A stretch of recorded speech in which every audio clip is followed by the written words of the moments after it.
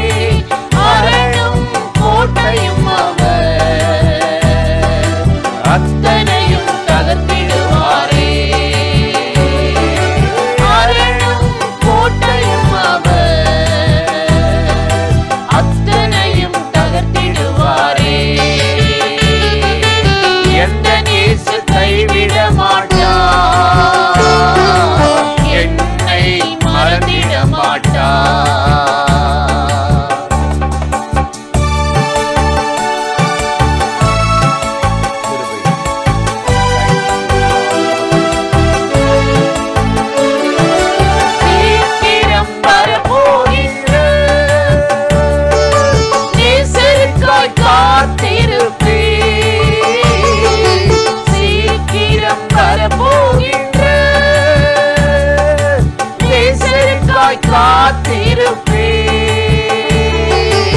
எரியும் விளக்கே நீ,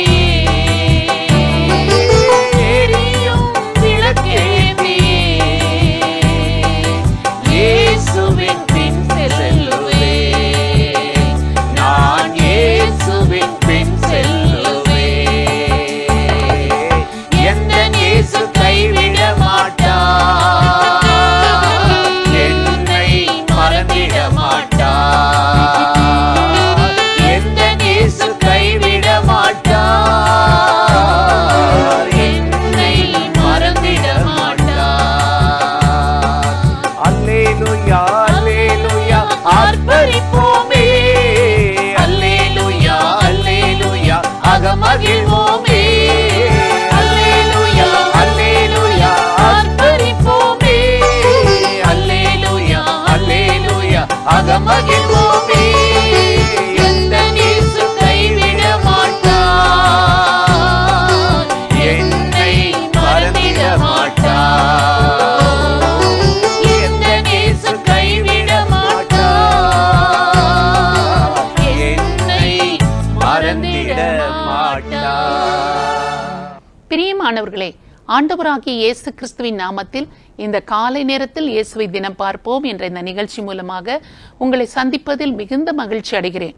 ஏசாயா 66 அதிகாரம் 13வது வசனத்தில் நாம் வாசிக்கிறோம், ஒருவனை அவன் தாய் தேற்றுவது போல நான் உங்களை தேற்றுவேன், நீங்கள் எருசலேமில் தேற்றப்படுவீர்கள் என்று ஆண்டவர் இந்த வார்த்தைகளை நமக்கு சொல்லுகிறதற்காக ஆண்டவருக்கு ஸ்தோத்திரம்.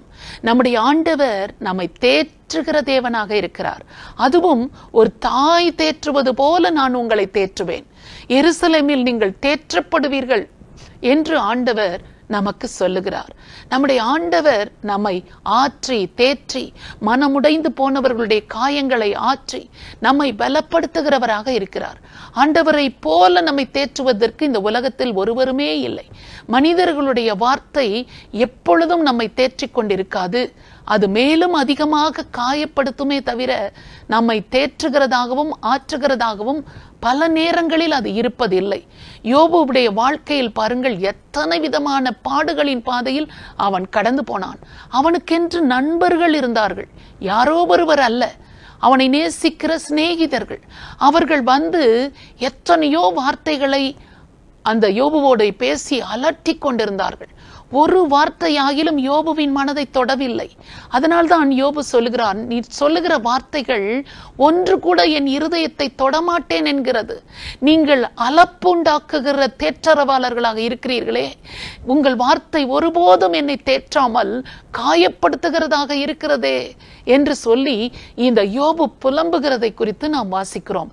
இது போலத்தானே நம்முடைய வாழ்க்கையிலும் எத்தனையோ விதமான பாதைகளில் கடினமான நேரங்களில் நாம் கடந்து போகிற போது ஆற்றுகிறவர்களுக்காக தேற்றுகிறவர்களுக்காக நாம் காத்திருக்கும் போது அவர்களுடைய வார்த்தை இன்னும் அதிகமாக நம்மை காயப்படுத்தி வேதனைப்படுத்தி நம்மை நிலைகுலைய பண்ணுகிற போது இந்த உலகத்தில் எனக்கென்று யார் உண்டு என்று கதறுகிறவர்களாகத்தானே நாம் இருக்கிறோம்.